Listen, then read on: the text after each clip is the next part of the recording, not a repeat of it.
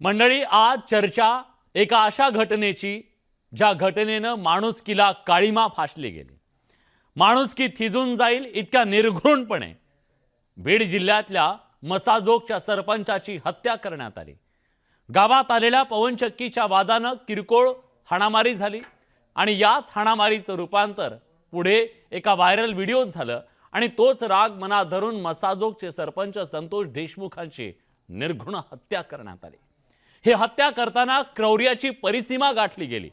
या प्रकरणात स्थानिक राजकीय नेते आज आरोपी आहेत, त्यांना अटक सुद्धा करण्यात आली आहे। काही आरोपी फरार आहेत। दरम्यान या प्रकरणावरून आता राजकारण तापलंय। जातीय वादानं कायम धगधगणारं आणि बदनाम होणारं बीड पुन्हा या प्रकरणावरून जातीयवादाच्या विळख्यात अडकलंय का? जातीयवाद भडकवण्याचा आरोप केला जातोय, त्यात तथ्य आहे का? खरंच हे प्रकरण जातीयवादातून घडलंय का? पीडित कुटुंबानं जातीयवादातून हे घडलं नसल्याचं सांगितलं।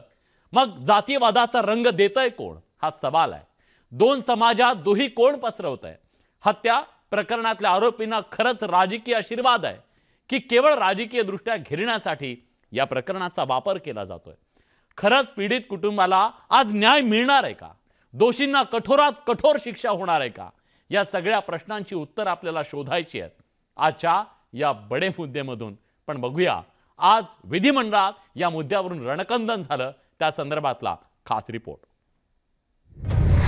बीड परभणीच्या मुद्द्यावरून गदारोळ, कारवाईसाठी विरोधक आक्रमक, सत्ताधारी विरोधकांच्या टार्गेटवर धनंजय मुंडे। बीड प्रकरणावरून राजकारण तापलं। बीड जिल्ह्यातल्या मस्साजोग गावचे सरपंच संतोष देशमुख यांच्या अतिशय निर्घृण अशा हत्येनं संपूर्ण राज्यात खळबळ उडाली। संतोष देशमुखांच्या हत्येनंतर राजकीय वातावरणही तापलंय। दिवाळी अधिवेशनात या मुद्द्यावरून प्रचंड गदारोळ झाला। विरोधकांनी या मुद्द्यावरून आक्रमक भूमिका घेत दोषींवर कठोर कारवाईची मागणी केली। असा हा कोण आहे वाल्मिक कराड? वाल्मिक कराड खड़ा तो वह सरकार से बड़ा, हे सरकारपेक्षा मोठा आहे वाल्मिक कराड। या सरकारची लाच जाते पहिल्या 5-10 दिवसातच। परभणी आणि बीड हे सरकारचे वस्त्रहरण करतायत। केवळ विरोधक नाही तर सत्ताधारी पक्षातल्या आमदारांनी सुद्धा हा मुद्दा उपस्थित करत कारवाई करण्याची मागणी केली। त्यामुळे अनेकांच्या भुवया उंचावल्या। लोकप्रतिनिधी असून त्याला नॅशनल हायवेवरती त्याला पकडलं, त्याला गाडीत टाकलं, अपहरण केलं आणि अवघ्या 2-3 तासामध्ये त्याचा मृतदेह तिकडे रस्त्यावरती फेकण्यात आला। म्हणजे एवढा हॉरेबल परिस्थिती तुम्हाला काय सांगू। त्याचे डोळे जाळण्यात आले, त्याचे सगळं एवढं पकडून त्याला मारलेलं आहे। आणि अध्यक्ष महोदय, द इम्पॉर्टंट थिंग इज 9 डिसेंबरला ही हत्या झाली। आज 17 डिसेंबर आहे, 8 दिवस झाले। 7 आरोपी कन्फर्म्ड आहेत आणि त्यापैकी फक्त 3 आरोपी सापडलेले आहेत। मेन जो माणूस ज्यांनी ती हत्या केली तो अजून त्याला सापडलेलाच नाही, तो फरार आहे। तर मला इकडे म्हणायचं आहे की अध्यक्ष महोदय, आपल्याला नक्कीच ह्या सगळ्या लोकांना पकडून त्यांना विदाउट एनी मनात हे नाही ठेवून त्यांना काय म्हणतात फाशीची सजा ही झाली पाहिजे। विरोधकांच्या रडारवर मंत्री धनंजय मुंडे होते। सरपंच संतोष देशमुख हत्या प्रकरणात आरोपींना राजकीय आश्रय मिळतोय असा आरोप करत विरोधकांनी रान पेटवण्याचा प्रयत्न केला। त्याला उत्तर देत धनंजय मुंडेंनी पहिल्यांदाच मौन सोडलं। अनेक बीड जिल्ह्यातले लोक इथे येतात, फोटो घेतात। आता गेटवरही इतर जणांनी फोटो घेतले। आता फोटो घेणारा आता त्याला फोटो घ्यायचा असतो आणि आपल्याला फोटो द्यायचा असतो, त्याचा आग्रह आपल्याला टाळता येत नाही। पण तो त्याच्या वैयक्तिक जीवनात काय करतो याचा संबंध कुठेही आमच्याशी येतच नाही। त्यामुळे अशा घाणेरडी प्रवृत्तीला, जे की अशा खून करणाऱ्या लोकांना आम्ही कुठंतरी मदत करतोय, पाठबळ देतोय किंवा पाठीमागा घालतोय, हे आम्हाला असं कधी जमलं नाही। आजपर्यंत राजकारणात, समाजकारणात आम्ही इतक्या वर्षापासून आहेत, आम्ही असं कधीही केलेलं नाही। बीडमध्ये गेल्या काही दिवसात घडलेल्या अनेक गुन्ह्यांमुळे कायदा आणि सुव्यवस्थेवर प्रश्नचिन्ह उपस्थित केलं जात आहे। त्यात सरपंच संतोष देशमुख यांच्या हत्ये प्रकरणानं गुन्हेगारांची मुजोरी किती वाढली आहे हे स्पष्ट होत आहे।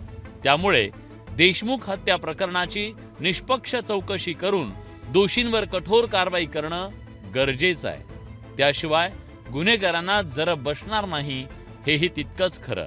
पण यावरून आता राजकारण तापलंय आणि प्रत्येक राजकीय पक्ष यात आपला स्कोर सेट करण्याचा प्रयत्न करतोय, हेही तितकंच खरं. Bureau report, news 18 Lokmat. अतिशय संवेदनशील अशा या मुद्द्यातून काही मूलभूत सवाल निर्माण झालेत, ज्याची आज आपल्याला चर्चा करायची आहे. आपल्याला याची पूर्ण कल्पना आहे की हा विषय किती संवेदनशील आहे आणि हा संवेदनशील विषय तितक्याच संवेदनशीलपणे आपल्याला हाताळायचा आहे. पण काही महत्त्वाचे सवाल आहेत ज्याची चर्चा आज आपल्याला करायची आहे, त्याची उत्तर आपल्याला घ्यायची आहेत. बीडमध्ये गुंडांची मुजोरी आज इथल्या व्यवस्थेच्या समोर आव्हान बनली आहे का, हा सवाल आहे.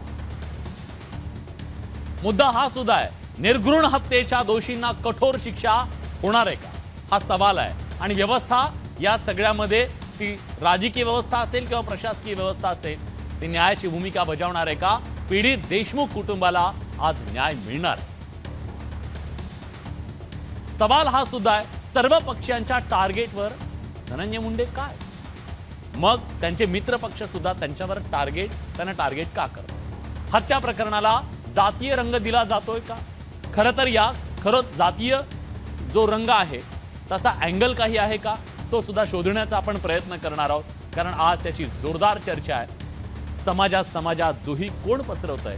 राजकीय नेत्यांना दोन समाजामध्ये भांडणं लावायची आहेत का, कोण करतंय हे सगळं, कुणाला दोन समाजांना समोर आणायचंय, गुन्हेगाराची जात कोण शोधतंय, या सगळ्याबद्दल आपल्याला आज चर्चा करायची आहे. आणि या सगळ्यासाठी आपल्या सोबत मान्यवर पाहुणे. हा जो मुद्दा आहे, हा मुद्दा देश पातळीवरती आणि नेऊन या पीडित कुटुंबाला न्याय देण्याच्यासाठी ज्यांनी पुढाकार घेतला, असे बीड जिल्ह्याचे खासदार बजरंग बाप्पा सोनवणे आपल्या सोबत आहेत. बाप्पा, स्वागत आहे तुमचं न्यूज 18 लोकमत मध्ये. आपल्या सोबत ओबीसी नेते लक्ष्मण हाके सुद्धा आहेत. लक्ष्मणजी, तुमचं सुद्धा स्वागत आहे. ज्यांनी या सगळ्या प्रकरणात आपले बंधू गमावलेत, आपल्या बंधूंची निर्घृण हत्या ज्यांना आज सोसावी लागतीये आणि त्याचं दुःख त्यांना पचवावं लागतंय, आज ते न्यायाच्या भूमिकेत या सरकारच्या समोर याचना करतायत. त्यांना न्याय हवाय आणि म्हणूनच आपल्या सोबत धनंजय देशमुख आहेत, जे संतोष देशमुख यांचे बंधू आहेत. धनंजयजी, तुमच्याकडून सुद्धा आम्हाला हे सगळं ऐकून घ्यायचं आहे. आणि राष्ट्रवादी काँग्रेसचे तालुका अध्यक्ष वैजनाथ सोळंके सुद्धा काही वेळात आपल्या सोबत जोडले जातील. मी या सगळ्या चर्चेची सुरुवात करणार आहे धनंजय देशमुख यांच्याकडून. धनंजयजी, काय नेमकं घडलं होतं, का एवढी निर्घृण हत्या झाली आणि तुम्हाला काय इथल्या व्यवस्थेचा अनुभव आलेला आहे, तुमची सरकारकडे मागणी काय? मी पहिले सांगतो माझ्या निर्घृण न्याय पहिली आणि हे प्रकरण झालं काय, मी तुम्हाला आवाजा प्रोजेक्टचा स्टोरीचा आहे, जे सर्व धनंजयजी, तुमचा आवाज आमच्यापर्यंत येत नाहीये. मी पुन्हा तुमच्याशी संपर्क करण्याचा प्रयत्न करतो. बघा परत एकदा बघा. हा, बोला. हा सर, आवाजा क्लीन प्रोजेक्ट या विंड कंपनीचा आमच्याकडे स्टोर यार्ड आहे. ते गावातील जे बेरोजगार तरुण युवक आहेत त्यांना काहीतरी भेटल ह्यासाठी आम्ही तिथं त्यांना एनओसी दिलेली आहे. आणि त्या तिथल्याच एका दलित तरुणाला हे जे मुख्य आरोपी आणि सह आरोपी आहेत माझ्या भावाच्या हत्येमधले, ते तिथं येऊन मागण्यासाठी आले आणि गेटवर तो मुलगा म्हणला की तुम्ही मध्ये कुणाला तरी फोन करा आणि मग जा. त्याचं न ऐकता त्यांनी त्याला पण मारलं काठीनं, दोघा चौघांनी. आणि माझ्या भावाला मग त्यांनी फोन केला की सरपंच असं असं झालं, तुम्ही या. तो तिथं गेला, त्याला पण धक्काबुक्की केली. मग गावातील काही लोक होते तिथं, त्यांची हातापाई झाली. फार काही मोठं नुकसान किंवा फार काही मोठे भांडण तिथं झालं नाही. मग मीच स्वतः PSI शिंदे साहेब आपल्या पोलीस स्टेशनचे बोलून घेतले. साहेब काहीतरी पवनचक्की प्रकार घडलाय, त्यांना बोलून घेतलं आणि हे सगळे लोक बिना भांडण करता मी केस पोलीस स्टेशनला पाठवून दिली. मग त्यानंतर संध्याकाळी आवाजा कंपनीनं ज्या दलित कुटुंबाला, दलित मुलाला मारलं होतं, तो ह्याला गेला केस पोलीस स्टेशनला आणि तेच पोलीस स्टेशनला गेल्यावर त्याची सकाळी 1 वाजता गेला होता, दुपारी 1-2 वाजता ते संध्याकाळपर्यंत त्याची केस घेतली. हम्म. हा प्रकार त्या दिवशी झाला होता. बर, तुमचं काही जुनं भांडण होतं, इतका राग कशाचा नेमका, काय नेमकं झाले होतं की एवढ्या निर्घृणपणे ही हत्या करण्यात आली? तर मी सांगतो की अजिबात आपलं आणि त्यांचं काहीच कुठलंच कनेक्शन नव्हतं. फक्त कारण तेवढंच झालं होतं की त्या दलित मुलाला तू त्याचा कैवार घेऊन का आलता, तर सरपंच ना त्यानं गावात कुठली जरी घटना घडली तरी आपल्याला जावंच लागतं की काय झालं बघायला पाहिजे. त्याच पद्धतीनं ते गेले होते. दुसरा कुठंही कसलाही संबंध नाही किंवा त्याच्यातल्या एकाचाही आपल्याकडे मोबाईल नंबर सुद्धा नाही. बर, ठीक आहे. पण हे जे घडलं ते अतिशय दुर्दैवी आहे. या सगळ्याचा जेवढा निषेध करावा तेवढा कमी आहे आणि तुम्हाला न्याय मिळेल याच्यासाठी आतापर्यंत तुम्हाला अनेक नेते येऊन गेलेले आहेत तुमच्याकडे, तुमचं सांत्वन केलेलं आहे. पण आज न्यूज 18 लोकमतच्या या कार्यक्रमाच्या माध्यमातून राज्य सरकारला तुम्ही काय सांगाल, तुमची काय मागणी? माझी एकच मागणी आहे की माझ्या भावाला न्याय पाहिजे, आरोपीला फाशी शिक्षा झाली पाहिजे आणि हे जे आरोपी आहे हे जे प्रकार घडायला तर ह्या माझ्या प्रकरणात जर न्याय भेटला तर इथून पुढचे सगळे गुन्हे खूप मोठ्या प्रमाणात कमी होतील आणि एक चांगला मेसेज जाईल गव्हर्नमेंट सरकारचा की हे चुकीच्या पद्धतीने कुठले गुन्हे वगैरे झाले तर त्याची शिक्षा अशी कठोर होते. त्या दृष्टिकोनातून ते गुन्हे परत होणार नाहीत किंवा ते लोक असं करायला धजणार. ठीक आहे, निश्चित. आणि या सगळ्याची व्यवस्थेने दखल घ्यायला हवी. सरकारनं सुद्धा या संदर्भात कठोर कारवाई करणं गरजेचं आहे. त्यासाठी आम्ही सुद्धा माध्यम म्हणून तुमच्या पाठीशी आहोत. पण आता आपल्यासोबत खासदार बजरंग बाप्पा सोनवणे आहेत. बाप्पा, तुम्ही अगदी सुरुवातीपासून या सगळ्या प्रकरणामध्ये न्यायाची भूमिका मांडलेली आहे. न्याय मिळावा असं तुमचं म्हणणं आहे. तुम्ही केंद्रीय गृहमंत्री अमित शहा यांना भेटलेले आहात. तुमचं काय म्हणणं आहे? तुम्ही आज वेगळी मागणी केलेली आहे. केंद्रीय तपास यंत्रणांच्या माध्यमातून या सगळ्याचा तपास व्हावं अशी तुम्ही मागणी केलेली आहे. काय तुमचं नेमकं म्हणणं आहे? आपल्या वाहिनीच्या माध्यमातून मी माझ्या महाराष्ट्रातील सर्व जनतेला विनम्र विनंती करणार आहे. कारण बऱ्याच दिवसापासून माझ्या बीड जिल्ह्याचं हे जे असं प्रमाण चालू आहे, अवैध धंदे असतील, ह्या खून प्रकरण असतील, खटले असतील, हे थांबले पाहिजेत याच्यासाठी मी भूमिका घेतोय. मस्साजोग गावचे सरपंच जे आहे संतोषजी देशमुख हे माझ्या होम पिचचे म्हणजे त्या ज्या सर्कल मधून जिल्हा परिषदेचा सदस्य म्हणून मी निवडून आलो त्या जिल्हा परिषदेच्या गटातील हे मस्साजोग गाव आहे, तिथले हे सरपंच आहेत. ह्याच्या अगोदरच्या काळामध्ये सुद्धा त्यांच्या राजकीय त्यांच्या घरातील त्यांच्या पत्नी उपसरपंच होत्या, ते आता सरपंच आहेत. आणि एवढा चांगला मुलगा, एवढं कर्तव्यदक्ष मुलगा, कधी कुणाच्या लफड्यात नाही पडणारा, कधी कुणाच्या भांडणात नाही, कुठल्या जाती धर्मात नाही, कुठल्या कशात नाही, असा एवढा चांगला, ज्याला की अण्णा नावानं सर्वजण ओळखत होते, एवढा सुंदर मुलगा. या मुलाची जी खून झाला आणि खून हा विषय तरी माझ्या दृष्टीनं जर सहजासहजी झाला असता तर त्याचं काही वाटलं नसतं. पण हा जी खून केला ह्याची वृत्ती जी होती, त्याला टॉर्चर करू करू मारलं. जीव आणि वेदना अशा होतात की हृदयाला पीळ पडतो की असं कसं मारू शकतात, आपल्या इंडियन आणि बीड मधले लोक असं मारू शकतात, याच्यावर भरोसा बसत नाही. आणि ही जी करणारे लोक आहेत ते कुठल्या पक्षाचे, कुठल्या जाती, वृत्ती तशा दृष्टीची असते, तशी ती वृत्ती संपत्या जी केलेल्या हल्लेखोरांना सजा झाली पाहिजे. आणि माझ्या देशमुख संतोषजी अण्णा यांना न्याय, यांच्या आत्म्याला चिरशांती मिळण्यासाठी त्या कुटुंबाला न्याय मिळाला पाहिजे, ही माझी पहिल्या दिवसापासून मागणी आहे.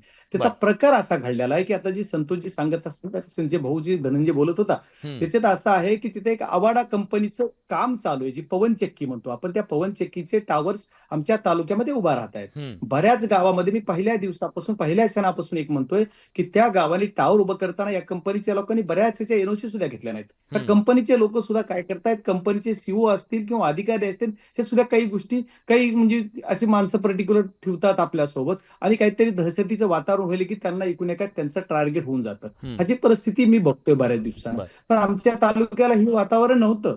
माझ्या तालुक्यामध्ये माझं होम पिच आहे, जिल्हा परिषद सर्कलही माझं ते आहे, तालुकाही माझा आहे, माझ्या बीड जिल्ह्यातील हे गाव आहे. अतिशय शांत गाव, कधी भांडणात नाही, कधी आमच्या इथं कधी जातीयतेचा रंग या मागच्या या लोकसभेच्या निवडणुकीच्या अगोदर आमच्या जिल्ह्याला कधी आला नाही. पण जरी त्याच्यानंतर झालं तरी आम्ही प्रत्येक गोष्टीला प्रत्येक जण संयमाने घेऊन ते कसं आपल्याला जाती त्याची तेढ निर्माण होणार नाही याचीच काळजी सर्वजण घेतो आहोत. त्याच्यात कोण म्हणते की राजकारण करतो, मला इथेच बोलायचं नाही. कारण राजकारण करतोय कोण, तर मी भूमिका काय मांडली पहिल्या दिवसापासून आजपर्यंत माझे सर्व स्टेटमेंट काढून बघा. मी म्हणतो या गुन्हेगाराला फाशी झाली पाहिजे, त्याला हो. शिक्षा मिळाली पाहिजे, हेच माझं स्टेटमेंट आहे. हम्म. आणि मला वाटतं बाकी कोणी राजकारण करतंय जे नेते मंडळी म्हणतात त्यांना माझी विनंती आहे की तुम्ही यांना राजकारण करता तर राजकारण करून खोटा गुन्हा दाखल करतात असं काही स्टेटमेंट केलंय. सरकार कुणाचं आहे? मंत्री समजा आता मंत्री झाले, ते मंत्र्यांचा विषय नाही, तर सरकार आता तुमचं आहे, मागची सत्ता तुमची आहे. एवढं सगळं असताना खोटे गुन्हे दाखल जर विरोधी पक्षाचे लोक करीत असतील तर ही न्याय ह्यांना लवकर मिळाला असता ना. आम्ही कसं काय खोटा गुन्हा दाखल करू शकतो? आम्ही कसं काय राजकारण करू शकतो? यांना मारलं नाही का? संतोष देशमुखांना टॉर्चर करू मारलंय, हा माझा सर्वात महत्वाचा मुद्दा आहे. त्यांना दुपारी तुम्हाला 3 वाजता वाटतं, ही घटना घडली, तुमचं त्याच्या असं म्हणणं सुरुवात आहे, कशी झाली?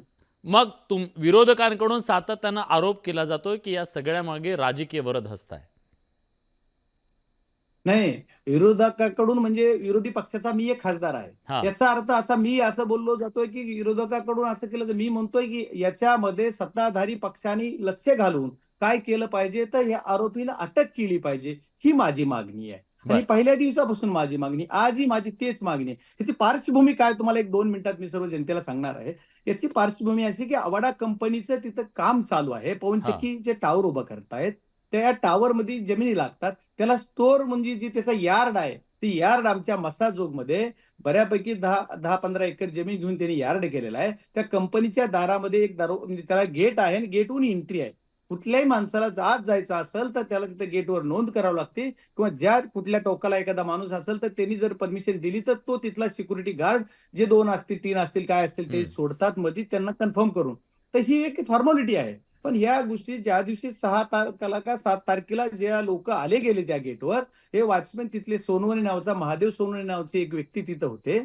आणि तिथं दुसरे त्यांना सबऑर्डिनेट आणखी त्यांचे वॉचमन असतील, त्यांना मध्ये सोडा असं काहीतरी 10-15 जण लोक म्हणत होते, अशी जी कळालेली माहिती. पण त्याच्यामध्ये की यांनी म्हणले बाबा तुम्हाला मधून जर फोन आला तर मी सोडू शकतो, नाही तसं सोडणार नाही, तुम्ही गेटवर एंट्री करा. की लगेच त्याला मारायला चालू केलं.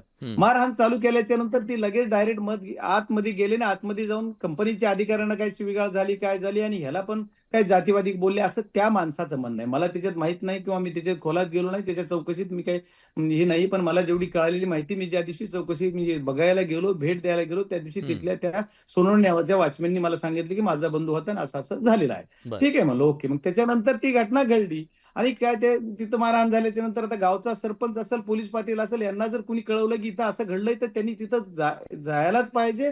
त्याचा एक भाग म्हणून हा संतोष देशमुख नावाचे जे सरपंच आहेत त्यांना कॉल आला गेला तिथून की इथं अशी घटना घडलेली आहे, तुम्ही या. मग ही मध्यस्थी करून मिटवायचंय प्रकरण किंवा काही काय झालंय बघायसाठी ते तिथे गेले असतील, अंदाज आहे माझा. मग तिथे गेल्याच्या नंतर त्यांनी ते झालं म्हणजे जी मला जी सांगितलेली घटना, त्यांच्या बंधुराज धनंजय असतील, त्याच्या गावातले सगळे माझे कार्यकर्ते, म्हणजे सर्व ह्याचे कुठल्याही पक्षाचे असो कार्यकर्ते, ज्या लोकांनी ज्यांनी मला सर्वांनी सांगितलेली घटना आहे की असं घडलं. मग याच्यानंतर तिथं काय झालं गेलं तर त्या सर्वांनी त्यांना मारहाण केली आणि ते लोक तिथून हे सरपंच गेले की तुझं काय इथं काम आहे, असं काही एकूण एका चर्चा झाली असेल. याच्यानंतर हे लोक तिथून निघून गेले मारहाण करून. मग ह्यांनी म्हणले की आम्हाला इथून येऊन जर मारले तर आम्ही सेफ कसे राहणार, म्हणून ते पोलीस स्टेशनला केस करण्यासाठी पोलीस स्टेशनला हे तोच राग मनात धरून ही हत्या पुढे करण्यात आलेली आहे. मला तेच पुढचं बोलायचं की हे ते तिथं सरपंचाला म्हणले तुम्ही सरपंच बरोबर, मग गावच्या लोकांबरोबर सरपंचाचं काम आहे, सरपंच पोलीस स्टेशनला गेले की ह्यांचा गुन्हा दाखल करून घ्या. दुपारी 1 वाजता गेले, रात्री जवळजवळ 6 वाजेपर्यंत कुठला गुन्हा दाखल करून घेतला नाही. आणि दुसऱ्या दिवशी तो गुन्हा दाखल केला. आरोपीला सोमवारी जे अटक करायची तर सोमवारी त्यांनी काय कधी अटक, रविवारी सोमवारी अटक दाखवली. सोमवारच्याला त्यांना लगेच जामीनवरती 2-3 मुलं म्हणजे जे आरोपी होते त्यांना काहीतरी नॉमिनल गुन्हा दाखल केला पोलिसांनी. ठीक आहे, पोलिसांची स्ट्रॅटेजी असेल किंवा कुणाचा काय मला माहित नाही. की माझं हे म्हणणं आहे की ज्या दिवशी ही घटना घडली तेव्हापासून त्यांचा पोलीस स्टेशनच्या PI जी महाजन आहेत किंवा तिथं जे पाटील आहेत किंवा तिथल्या सर्व पोलिसांचा CDR काढा, त्यांना कुणाकुणाचे फोन आलेत हे बघा ना, चेक करून. हा तपासाचा भाग पाहिजे. मला कुणावर आरोप करायचा नाही. जर यांना कुणाचा फोन आला म्हणून यांनी गुन्हा दाखल केला नाही का? एवढे भांडणं झाले तिथं 353 सारखा गुन्हा जर शासकीय असेल तर होईल, पण ही प्रायव्हेट सुद्धा कंपनी आहे. त्यांच्या कंपनीच्या कामात अडथळा आला म्हणून सुद्धा तिच्यावर गुन्हा होत होता. ठीक आहे, तुमचे सवाल आहेत, मी विचारतो. आपल्यासोबत आता वैजनाथ सोळुंके आहेत. वैजनाथजी, खरं तर आता थेटपणे नाही, पण बाकी नेत्यांनी सध्या बऱ्याच जणांचं असं म्हणणं होतं की तुमचे जे तिथले स्थानिक तालुका अध्यक्ष होते त्या तालुका अध्यक्षांची भूमिका, ते आता आरोपी आहेत, मला वाटतं ते जेलमध्ये आहेत, बरोबर? नाही, जेलमध्ये नाही. फरार आहेत दुसरे का? आरोपी, जे मुख्य आरोपी जेलमध्ये आहेत. मुख्य आरोपी जेलमध्ये आहेत. या सगळ्या प्रकरणामध्ये तुमच्यावरती दोष आरोप होत आहेत, तुमच्या स्थानिक कार्यकर्त्यांवरती दोष आरोप होत आहेत आणि या सगळ्याचे आका कोण असं विचारलं जात आहे. तुमचं या सगळ्याबद्दलचं काय म्हणणं आहे? तुमची मुळात भूमिका काय या सगळ्या प्रकरणाबद्दलची? या प्रकरणामध्ये यापूर्वीच या ठिकाणी जी घटना घडलेली आहे, सरपंचाचा जो खून झालेला आहे तो निंदनीय आहे. त्या आरोपीला शिक्षा झालीच पाहिजे ही सर्वांची भूमिका आहे. त्या भूमिकेला कुणीही पाठीशी घातलेलं नाही बर आणि त्या आरोपीचं कुणीही समर्थन केलं नाही किंवा त्यांना कुणीही साथ दिलेली नाही. त्यामध्ये प्रशासनाचं काम आहे, प्रशासन त्यांच्या पद्धतीने ते करेल. त्यामध्ये कुठल्याही आरोपीला कुठलीही या ठिकाणी त्याला कुणी पाठीशी घालणार नाही, त्याला कुणी आका नाही. ते सर्व काही जे घडतंय याच्या पाठीमागं त्याला वडून ताणून कुठंतरी याला राजकीय वळण देण्याचा प्रयत्न केला जातोय. तर याच्यामध्ये कुणीही त्याच्यामध्ये हस्तक्षेप केलेला नाही. त्यामध्ये जे काही पोलीस कोण यंत्रणा करतंय? आता मुख्य कोण करतंय? कुणाचा इंटरेस्ट आहे? विरोधक हे आता आपण पाहिलं असेल की जी घटना घडल्याच्या नंतर त्या घटनेचं किती भांडवल केलं गेलंय की निश्चितच ही घटना दुर्दैवी आहे. ही घटना मला तर इतिहासामध्ये छत्रपती संभाजीराजांना अशाच पद्धतीने त्यांचे डोळे काढले, अशाच पद्धतीने त्यांचं पूर्ण शरीरावर इतके वार केले होते, तशाच पद्धतीची घटना या ठिकाणी आम्हाला दिसायला लागली. हे पाहिल्यानंतर खरंच एवढं म्हणजे हेलावून जातो माणूस, कुठलाही माणूस. आणि या ठिकाणी निश्चितच याला कुठलाही जातीय रंग नाहीये. या ठिकाणी सर्व समाजाच्या जातीला हे वाईट वाटलेलं आहे, हे कोणालाही पटलेलं नाही. हे माणुसकीला काळीमा फासणारी घटना आहे. त्या घटनेचं कुणीही समर्थन केलं नाही. मात्र विरोधकांना ही घटना घडल्याबरोबर आपल्याला राजकीय मुद्दा मिळतो का, या ठिकाणी कोणावर तरी ह्याला ओढता येतं का, कोणाला तरी ह्याच्यामध्ये अडकवता येतं का, त्याच्यासाठी जे यांनी धावपळ करून त्याला जे असं रूप आणलं, ह्याला जे असा रंग चढवला, ह्याच्या पाठीमागं कुणीतरी आहे आणि त्याच्या जीवावर हे सगळं काही घटना केलेली आहे. आणि असं म्हणून या ठिकाणी विनाकारण कोणाला तरी टार्गेट करायचं आणि बदनाम करण्याचं षडयंत्र विरोधक रचतायत. ठीक आहे. मला या चर्चेमध्ये आज लक्ष्मण हाके यांना का बोलवलंय तर लक्ष्मण हाके यांनी भूमिका अशी मांडली आहे की या सगळ्या प्रकरणाचं जातीय राजकारण किंवा त्याला जातीचा रंग देण्याचा प्रयत्न आहे, अशा प्रकारची भूमिका त्यांनी मांडलेली आहे. लक्ष्मणजी, तुम्हाला असं का वाटतंय की या सगळ्या प्रकरणाला जातीय रंग देण्याचा प्रयत्न केला जातोय? हे बघा विलासजी, मी एक ओबीसी आंदोलक म्हणून मी पहिल्यांदा या महाराष्ट्रातल्या जनतेला सांगू इच्छितो की जो गुन्हा घडतो त्या गुन्हेगाराला कधीही जात पात धर्म असा कुठलाही रंग नसतो. गुन्हेगार हा गुन्हेगारच असतो आणि सार्वजनिक जीवनामध्ये काम करणाऱ्या व्यक्ती असा कायदा हातात घेणाऱ्या आणि इतक्या निगृणपणे खून करणाऱ्या व्यक्तींच्या पाठीशी कधीही असायचं कोणतंही कारण असत नाही. हा झाला पहिला प्रश्न. बीड जिल्ह्यामध्ये कुठलीही गोष्ट, एखादी गोष्ट घडली की तिला जातीय रंग देण्याचा प्रयत्न गेल्या अनेक दिवसांपासून, अनेक महिन्यांपासून होतोय. हे खरं तर दुर्दैवी आहे. कारण संतोष देशमुख यांची हत्या पाहून या महाराष्ट्रामधला प्रत्येक माणूस हळहळलेला आहे. या महाराष्ट्रामध्ये ही जी घटना घडलेली आहे, अशा घटना अनेक घडतात. मी या सेन्सनं म्हणतोय की पवनचक्क्या विंड मिलचं जे काही इन्व्हेस्टमेंट किंवा विंड मिल ज्या उभ्या राहतात, जिथं ह्या विंड मिल उभ्या राहतात किंवा बाहेरून काही प्रोजेक्ट उभे राहतात, पुण्यामध्ये असेल, पुण्याच्या बाजूला चाकण परिसरामध्ये असेल, रांजणगाव परिसरामध्ये असेल किंवा पुण्यामध्ये बिल्डर जे काही उद्योगधंदे करतात त्या उद्योगधंद्यामध्ये आमचीच वाळू घेतली पाहिजे, आमचीच वीट घेतली पाहिजे, आमचीच जागा घेतली पाहिजे, म्हणजे ते गुंड लोक आणि त्यामधून होणाऱ्या हत्या, हे खरं तर कायदा आणि सुव्यवस्थेपुढचं, लॉ अँड ज्युडिशरी पुढचं हे चॅलेंज आहे. महाराष्ट्राच्या गृह मंत्रालयानं या सर्व लोकांवरती, या दादा लोकांवरती, या गुंड लोकांवरती वचक बसल असा कायदा, वचक बसल असं धोरण खरं तर या महाराष्ट्रामध्ये आणायला हवं होतं आणि आणायला हवं अजूनही पुढे जाऊन. कारण 2 नंबरचे धंदे या महाराष्ट्रामध्ये एवढ्या मोठ्या प्रमाणात होतात. मग त्यामधून रती सम्राट आहेत, मग त्यामध्ये रिअल इस्टेटमध्ये काम करणारे गुंड आहेत, पुण्यामध्ये तर गँगवार चालतं. मग या सगळ्यांवरती वचक बसणारं एखादं धोरण जर या महाराष्ट्राच्या मुख्यमंत्र्यांनी आणि गृह मंत्रालयानं जर आणलं तर मला वाटतं अशा पद्धतीचे गुन्हे घडणार नाहीत. आणि जर गुन्हा घडला, मला तुम्हाला अगदी जबाबदारीने सांगायचं आहे, संतोष देशमुख यांची जी निगृण हत्या झाली, ही हत्या झाल्यानंतर गेल्या 2 दिवसामध्ये संतोष देशमुख यांचे बंधू धनंजय देशमुख यांनी जी एक मुरब्बीपणाची किंवा एक जी काही भूमिका घेतली, ती भूमिका खरं तर या महाराष्ट्रातल्या लोकप्रतिनिधींनी घेतली असती तर मला वाटतं बरं झालं असतं. धनंजय देशमुख म्हणतात की गेल्या 22 वर्षापासून वंजारी समाज आणि आम्ही म्हणजे शेती आमचे ते करतात, अशा पद्धतीचं त्यांचं जे वक्तव्य आलं आणि याला जातीय रंग नाही, हे खरं तर धनंजय देशमुख यांच्या धैर्याला, त्यांच्या करेजला खरं तर मी सलाम करतो.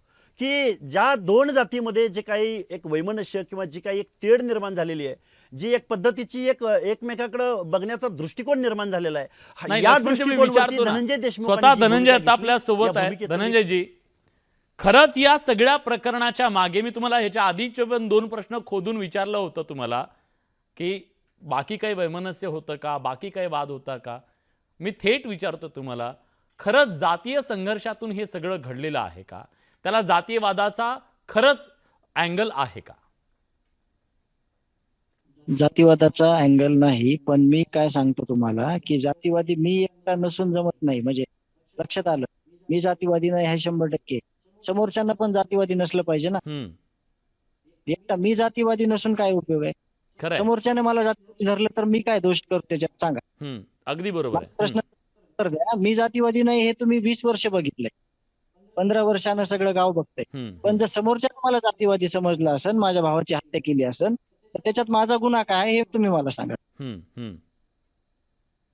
बर, पण या सगळ्यामध्ये जी हत्या झाली याच्या आधी कुठला असा वाद, जातीय संघर्ष त्या सगळ्या परिसरात तुमच्या भावाचा काही असा झालेला होता, गावामध्ये तुमच्या काही झालेला होता, त्याची काही पार्श्वभूमी आहे त्याला?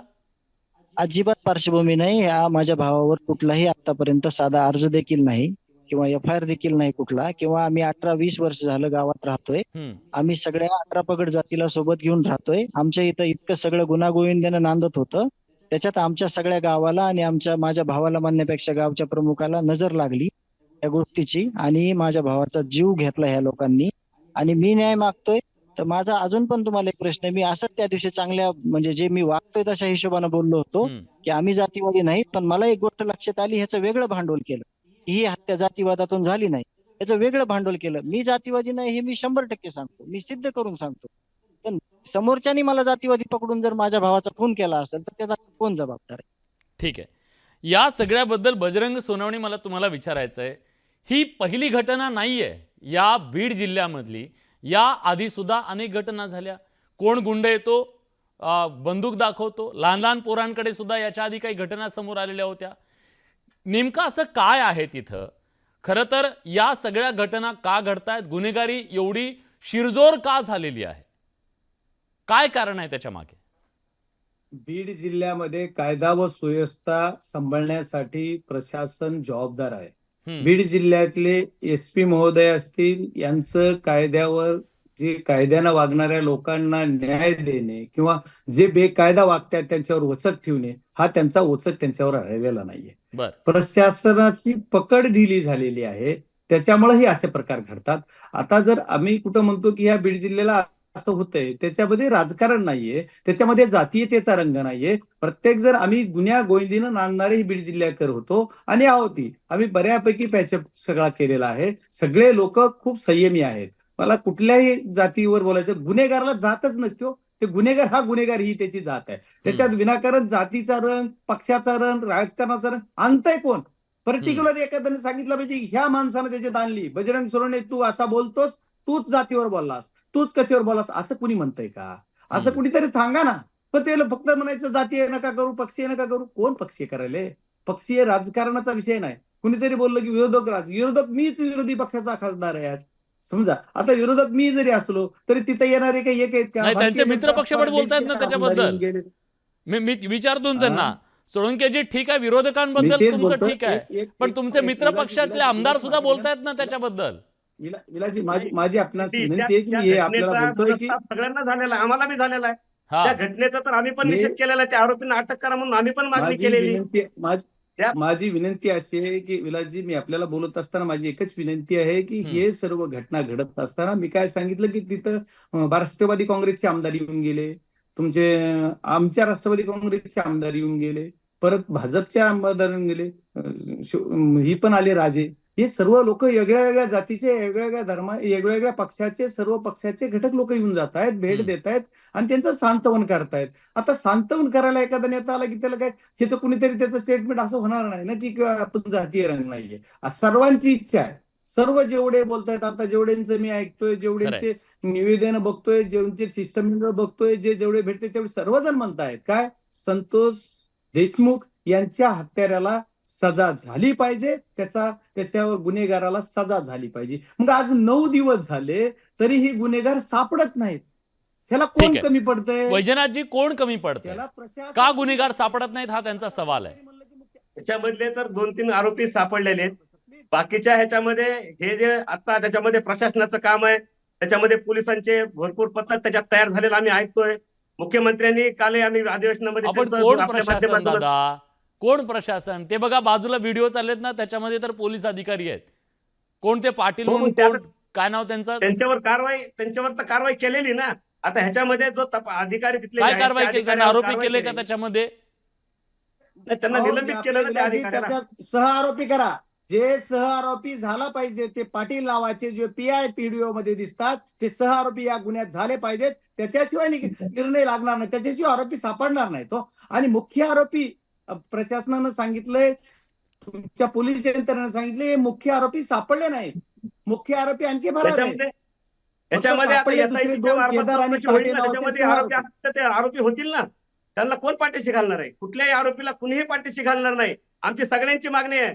आम्ही या ठिकाणी परळी पोलीस स्टेशनला निवेदन दिलं आम्ही राष्ट्रवादी काँग्रेस पार्टीच्या वतीनं, आणि त्या ठिकाणी मागणी केली की त्या संतोष आमचे जे देशमुख आहेत त्यांच्या आरोपीला या ठिकाणी जे काही त्यांना जे प्रकार घडलेला त्याच्यामध्ये त्या आरोपीला शिक्षा तात्काळ झाली पाहिजे आणि जलद गती न्यायालयामध्ये हे प्रकरण चालवून त्यांना तात्काळ फासावर लटकवलं पाहिजे. अशा पद्धतीची मागणी आम्ही परळी पोलीस स्टेशनला तात्काळ त्या ठिकाणी निवेदन दिलं. त्या ठिकाणी सर्व आम्ही राष्ट्रवादीच्या कार्यकर्त्यांनी मिळून याच्यामध्ये कुणीही त्याला पाठीशी घातलेलं नाहीये.